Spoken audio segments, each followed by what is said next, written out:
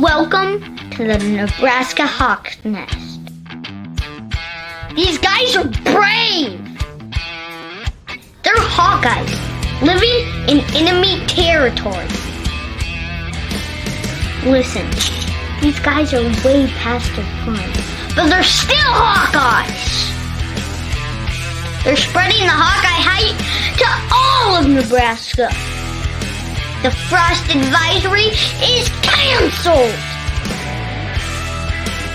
Corn Huskers, more like corn suckers. Are you ready for this podcast? Let's go Hawks!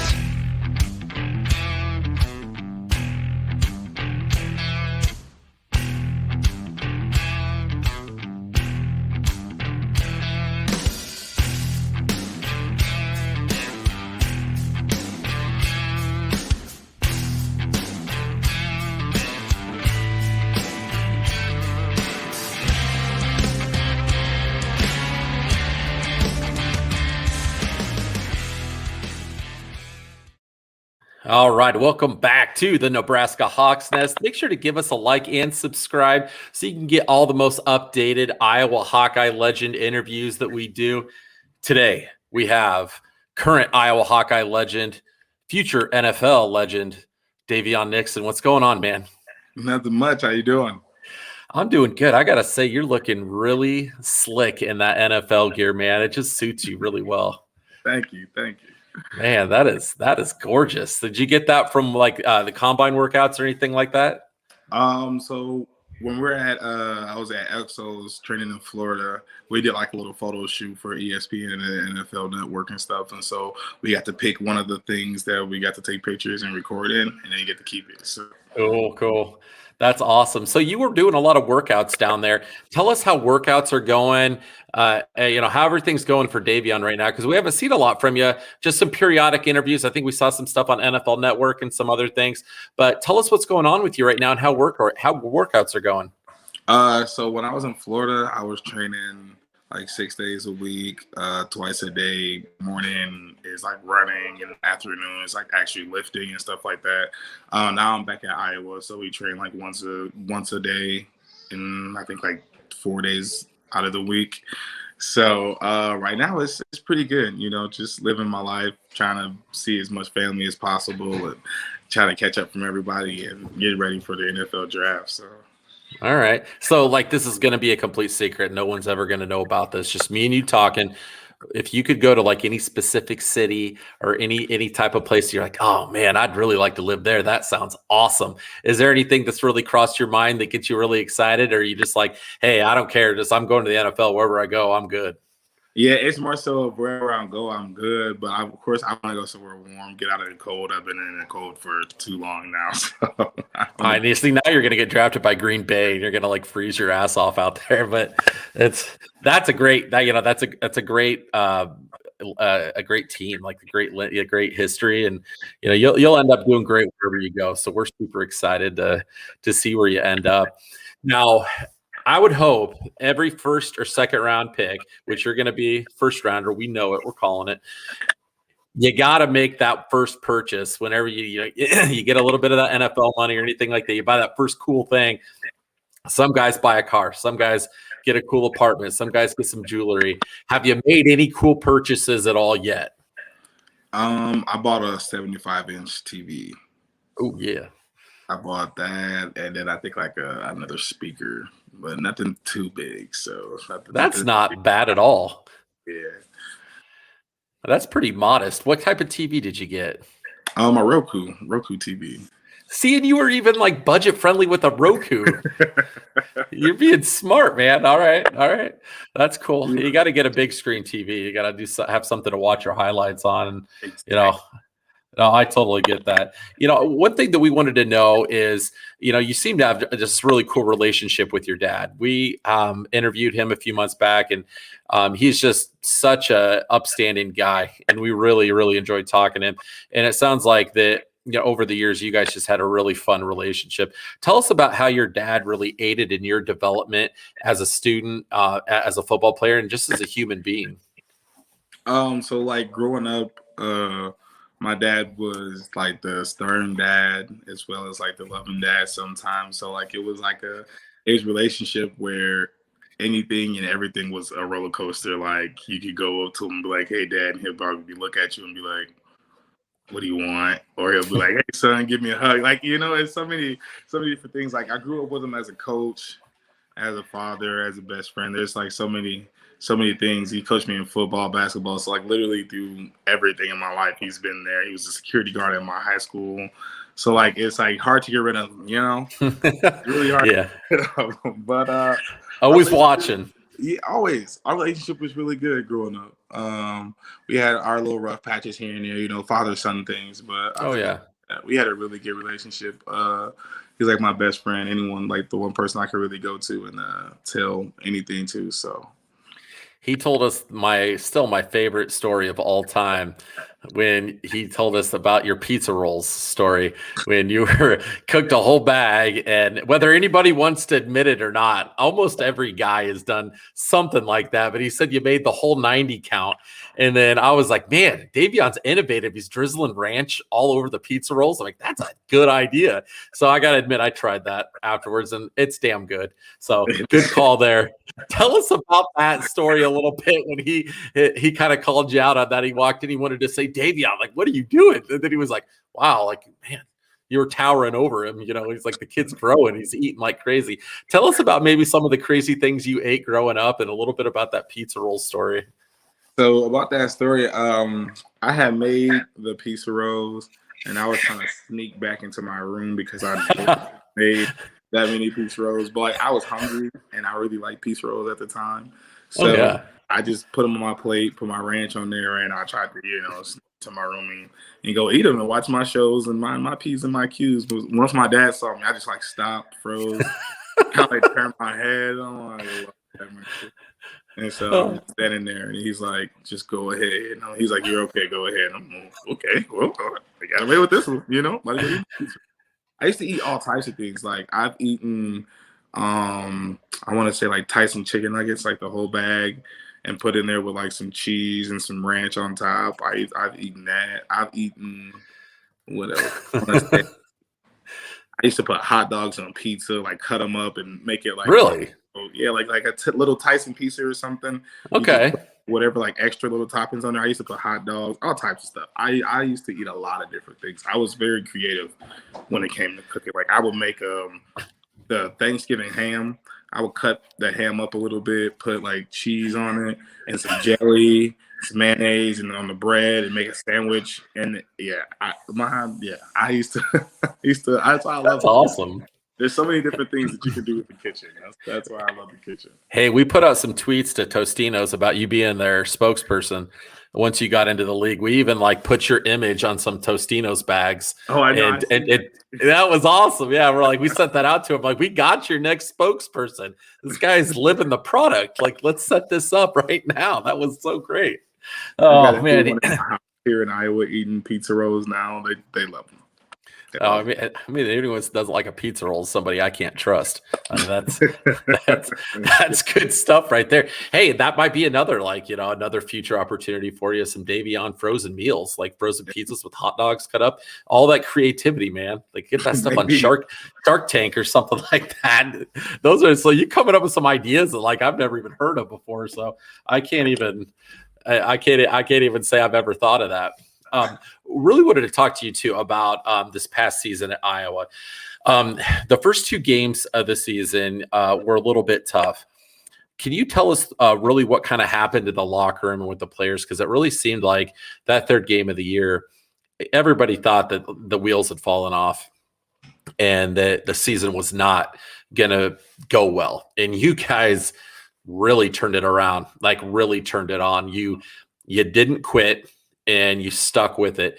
Can you walk us through a little bit about what those conversations were like in the locker room and what went behind you guys just continuing to push and fight?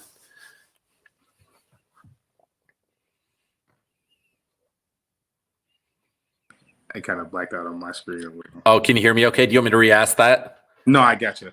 Okay. So a lot of the things that happened in the locker room were just a bunch of the guys were crying, because like a lot of the younger guys were crying. They were scared that the season was over too. And at that moment, it was a bunch of me, including myself, and a bunch of the older guys. We walking around the locker room, telling everyone, you got to keep your head up. It's going to be okay. We're going to make it through this. And then that following Sunday at practice or at our little walkthroughs and things like that, we're talking to each other, and we're doing player-led meetings, and we're telling everyone like, hey, it's far from over, and we got to make a decision, to make this thing change, and we just got to finish throughout every game. And so we made it a goal for every game that we got to start fast and finish fast, and start strong and finish strong. And that's what we did. We came together as a team, as a unit, and got the job done. So, all right, we're going to ask you too about your most infamous play in Iowa history, and you know what that is right now. You're going to be known for that forever. The killer crossover.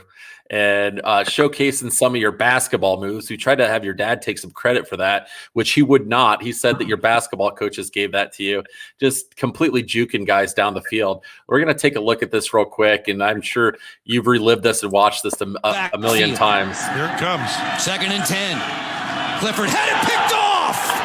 Snagged on the run and rumbling ahead. Daviyon Nixon makes a move. The big fella stretching his legs. Daviyon Nixon to the house, sealing the deal, you would imagine, for a jubilant Iowa bunch. That's a phenomenal play by Nixon. Yeah, that was understatement of the century, the phenomenal play. That made you look, that video made it look a little slower than you were. Walk us through what you were thinking when that play happened, because I swear, like, when we watched that, and it happened to everybody, we blinked, and then all of a sudden the ball, like, hit your mitts, and you were gone. Like, that's some reaction time right there, that, like, blink of an eye, like, you read that play. You had obviously studied some film and knew that was coming. Walk us through that. So during the game, they were doing the same play. They were throwing the ball to the running back, and it was going right over our heads, and they were getting like 10, 15 yards to pop off the play. So we ran like one blitz. We ran a blitz that play. We ran 2 plays in a row. So before the pick, we did the same play, and he threw it, and the ball went right over my head. And I'm like, I could have picked that off. So on that play, on the next one, we did the same thing. I come around. I just lagged off a little bit. I wait for him to throw it, and I just throw my hands up. And once I grabbed it, I'm like, I got to go score. So I'm running down the field. I know I'm past the offensive tackle, and I have the quarterback in front of me. So I see the quarterback, and as I'm running towards the quarterback, I'm like, I can run through this guy or I can go around him. I got to make a move. I got to decide something. So I'm running, and like everything right now is in like slow motion. So I'm calculating everything, the math, like what I need to do. And then like the reaction time is like really slow at this point.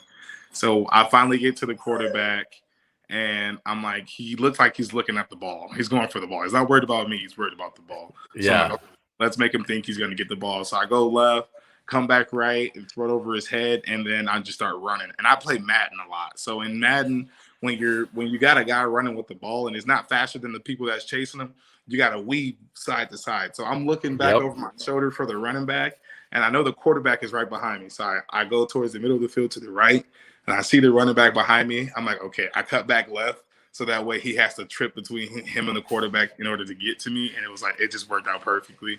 So it was like the best. It was the best thing. How did it feel to, like, you put the dagger in that game? Like, we hadn't beaten Penn State. We'd been so close. Like, it'd been single possession losses that we'd had to them pretty consistently. And you guys put it to them that game. How did that feel to you, that you were the one that put the dagger in that game and finished them off?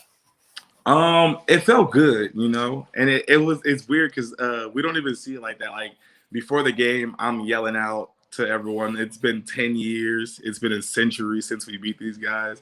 We got to be the change, got to be the difference. And I have had someone else ask me that question, like, you put the dagger into them, but it's like really weird because like the game, the way it was going, it was like we were already gonna win, but they were like, they had like attitude of coming back. So like we decided, like, as a team and as a defense, like, no, that's not gonna happen. So we're like yelling at the coaches, like, call this play, let's get some fire on them, let's blitz them, things like that. So it was like it was more things to it that made it the dagger than just my play. My play was like really good. It kind of like solidified the win, but the dagger I want to say was literally like I want to say probably like 5 different plays other than that play.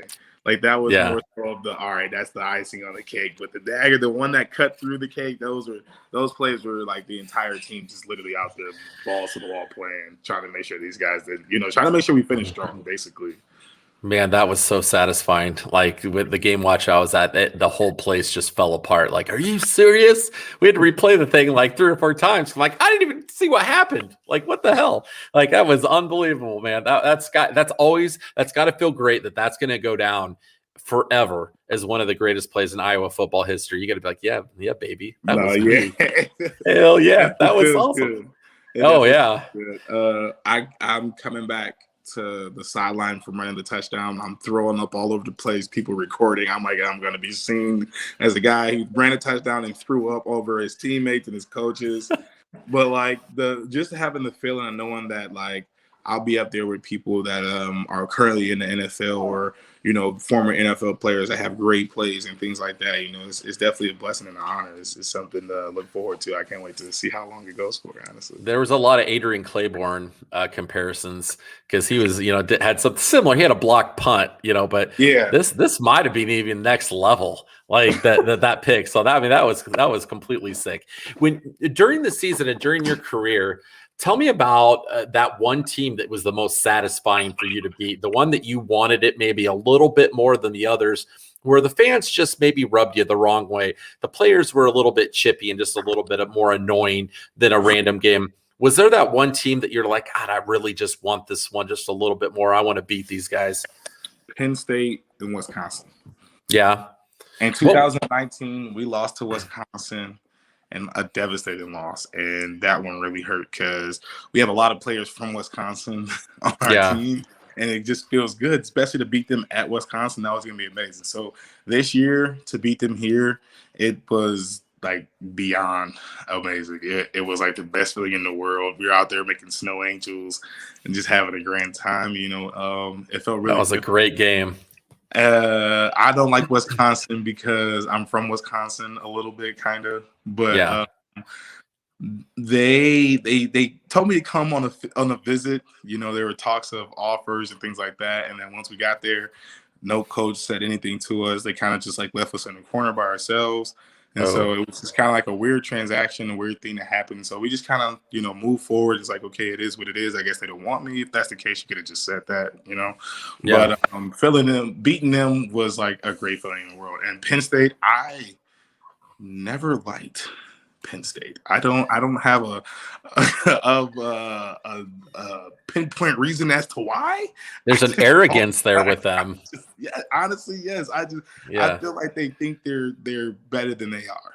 Yeah. I feel like they try to stump on teams, and really, if you get the right team to actually play you and not be so nervous and scared, you guys, they fold under pressure. And I'm glad we was able to show that this year.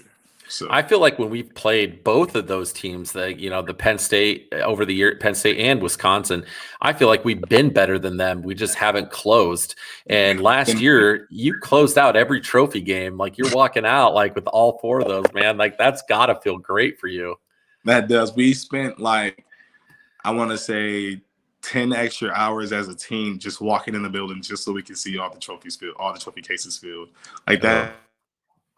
That's honestly the best feeling in the world is to come home and see all 4 trophies every time we go to practice, every time we come in for a meal, meetings, anything like that. That's like the best in the world. All right. So, we like to ask weird stuff like this. So Daviyon Nixon, the NFL player, you're in the league. This doesn't necessarily mean you're going to like do this right away, but Daviyon Nixon, the NFL player, what car is he rolling into the practice facility in? What's it going to be? You could just pick one, anything. What's it going to be? It would probably be the Trackhawk. The Trackhawk? Yeah, the Trackhawk is definitely nice. I really like that car. What is the Trackhawk? I'm not sure what that one is. It's kind of like an SUV and a truck mix. It's like a weird thing. Yeah. Who makes it? I forgot who makes the Trackhawks. I think it's Dodge. I think it's Dodge? Dodge. Okay. All right. They got like it's just like they're like really spacious, really big, All right.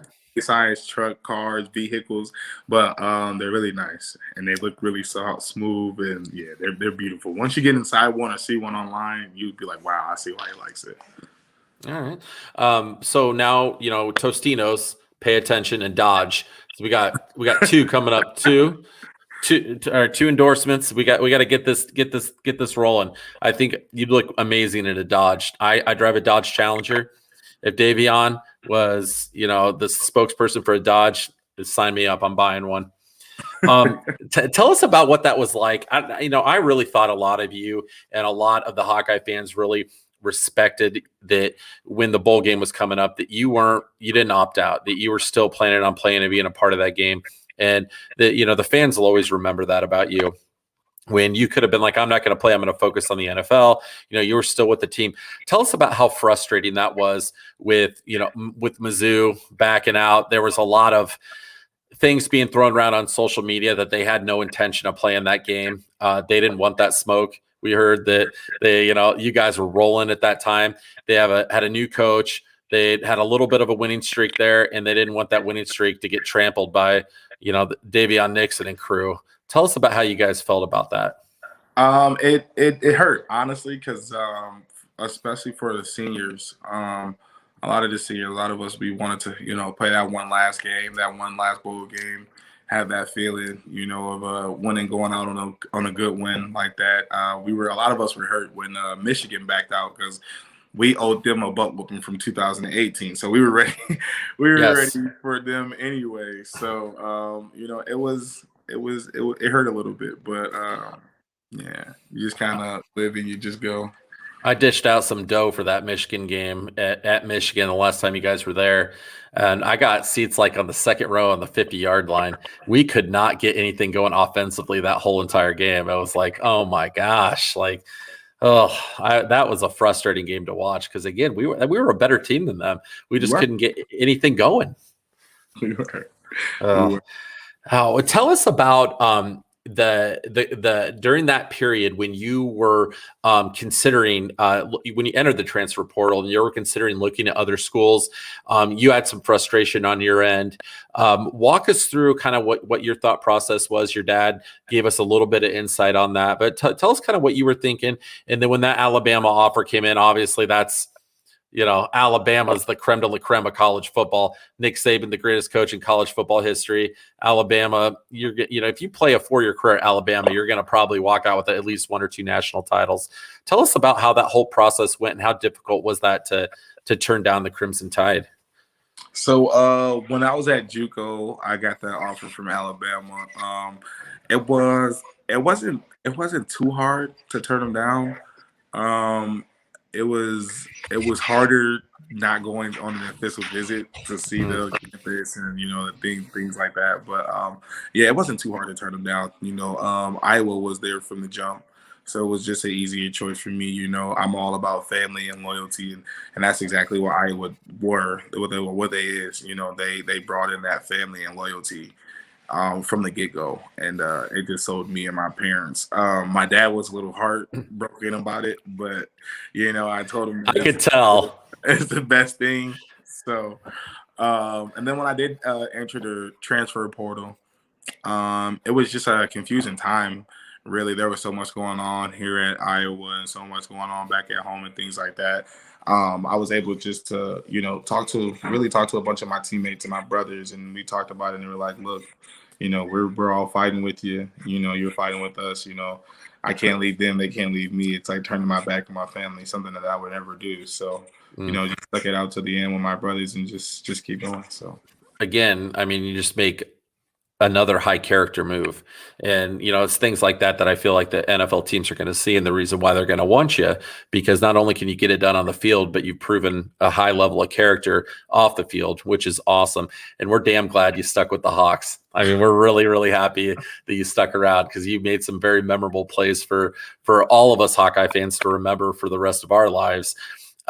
want to talk about a little bit too about what and you're probably, you being as young as you are, you're not looking big picture, but I got to tell you, at Nebraska Hawks Nest, we got some ideas for you, and you're such a well-spoken guy and it's very engaging. We talked to your dad about this. You got one of those smiles that lights up a room. Everyone's like very engaged. Like when you're talking, like we're listening.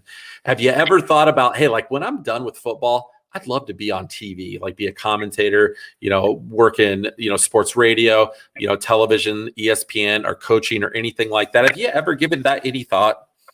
I've always given a thought to being a comedian. I've heard a lot that I can be a comedian because people think I'm funny. I don't know how, but that's what they think.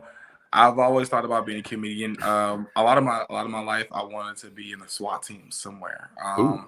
Because the SWAT team, it seems like so much fun, so much action, and then you also have that same thing as family aspect as well, like football and like family.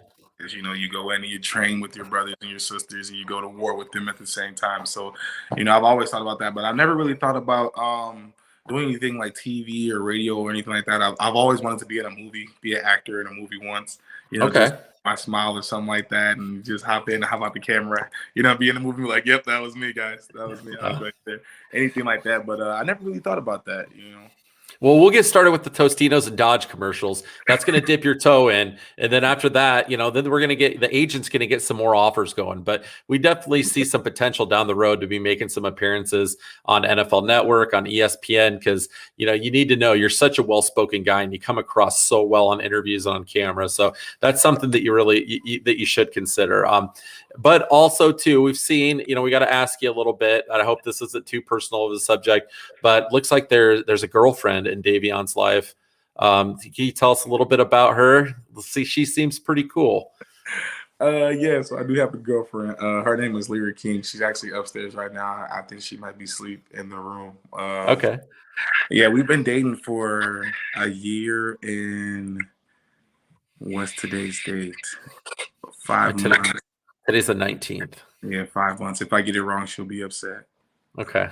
So 5 months. So yeah, we've been dating for a year and 5 months. I met her when I was younger. We grew up, our family. So it's weird. It's really weird. So like her mom and my stepmom are best friends. Really? So, yeah, my dad's wife, they're best friends. I bet they're loving that. Yeah, so like we all kind of grew up going to the same church a little bit, and okay, same area, and hanging out with each other a lot more than expected. And then we dated a little bit in high school, and then we just decided to be friends. And then just fate kind of brought us back together. So awesome, man. It just seems from an outside perspective looking in, I think that's a really great relationship there. So it's cool to see, man. So we're happy for you, and we're so happy for you to see you go into the draft. We're all going to be watching, and all the Hawkeye fans are going to be cheering for you. And I don't know how much you know a decent amount, obviously, being in Iowa, about the Hawkeye fans. As soon as you get drafted, all the Hawkeye fans are going to be getting on NFLshop.com. We're going to be getting our Davion Nixon jersey. That's going to be one of our favorite teams, because we don't have an NFL team in Iowa. The Hawks are our team. But on Sundays, we flip around and watch the Hawkeyes, play on whatever team they're playing on. So we're going to be supporting you the whole way through, trying to watch you live and travel out to see you and support you throughout your career, man, because you're going to kill it and you're going to do great things. Thank you. Thank you so much. Just trying to make everybody proud. That's all I'm doing. You've done great at that so far. So what's the one thing that you're looking the most forward to going to the next level in the NFL? What's the one thing that I can't wait for this. I can't wait to do this. To play against Tristan. Really? I can't wait to play against Tristan. I just want to knock him down one time and just stand over him and just look at him and laugh and then pick him back up. It's like that brotherly love connection, just like from Iowa. And then it's like literally like we'll be at practice again and we'll be going against each other, and he'll hit me, knock me down, pick me up, or I'll hit him, knock him down, pick him up. And then we just keep going. But once we're in the game together, it's like a whole different, different level. So we're going against each other for the first time, actually playing. That's one thing I'm really looking forward to. He seems like he's a great guy. He is. I love him. He seems like he's a good dude.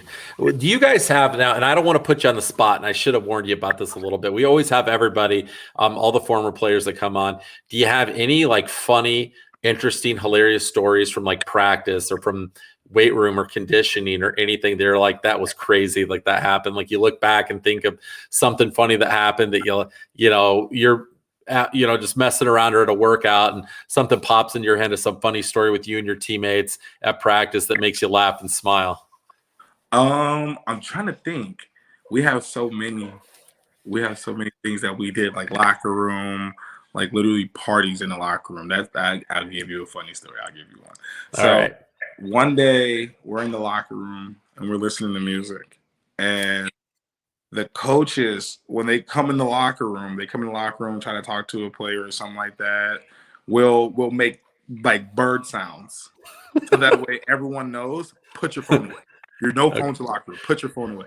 So one day we're in the locker room, everyone's getting dressed or changed or whatever, about to go to the hot tub, take showers or whatever they're doing. One of the coaches comes in and you hear an echo from one side of the locker room all the way through the other side of the locker room, and it's loud. It's very loud. And I want to say one of our safeties, he has his phone in his hand and he has his ear pods in, so he can't hear. So the coach walks up right behind him, and we're all just looking, and no one, like, we're all trying to like get his attention to like put his phone away, but he can't hear us. So we all just, mind our business. Hey, coach, how you doing? He stands right there. He goes, watch this. And so we all crowd behind him. Coach taps him on the shoulder. He turns around, drops his phone. The phone cracks. He throws his AirPods in the locker room or into his locker. The AirPods break when he goes back and find them. And he's like literally in tears, like scared to death. Because the coach is staring at him. He's like, don't you know you're not supposed to have your phone in the locker room? What are you doing? Like, he's ripping him. And the kid just sits there and he's like, Coach, I don't know. And the coach starts busting out laughing. He's like, pick up your phone. He picked up the phone. He's seen that the screen was broke and everything. He's like, oh, man, broke your phone. It was so funny at the time, because like he like freaked out. It was like the funny where he like jumped, turned around, like almost fell. He was like spooked out of his mind. It was hilarious. That's awesome. We have got some crazy stories of different things and shenanigans that have gone on in there. Because as fans, like, you guys are gonna have fun in there and do things and joke around. And like one of the best ones was Kyle Schlicker. He kicked for the team back in like 10 years ago, I believe. And they took all of his pads and his jersey and duct taped them to the ceiling. And he couldn't get them down when he came out. I'm like, that was fantastic. Like, shenanigans like that. So always good stuff going on. So nobody did anything like that to you when you were like early on in your career there, did they? I'm too big for that. You can't. They don't want to mess with you. Put taping me on the ceiling. If I fall, what happens? Who's gonna? No, they didn't tape him. They taped his pads and like his helmet and like all of his jersey and everything. He couldn't. He was late getting to practice. He said, I was only late one time. They duct taped all my gear to the ceiling. I couldn't get it down. I would have been so upset. So upset. Oh. But that's what he said. He's like, the kickers get that kind of crap done to him. Nobody else, because the other guys are too big. You'd kill them. Guys. Always the small guys. You hide all the things. You make them look for it. They're a little late.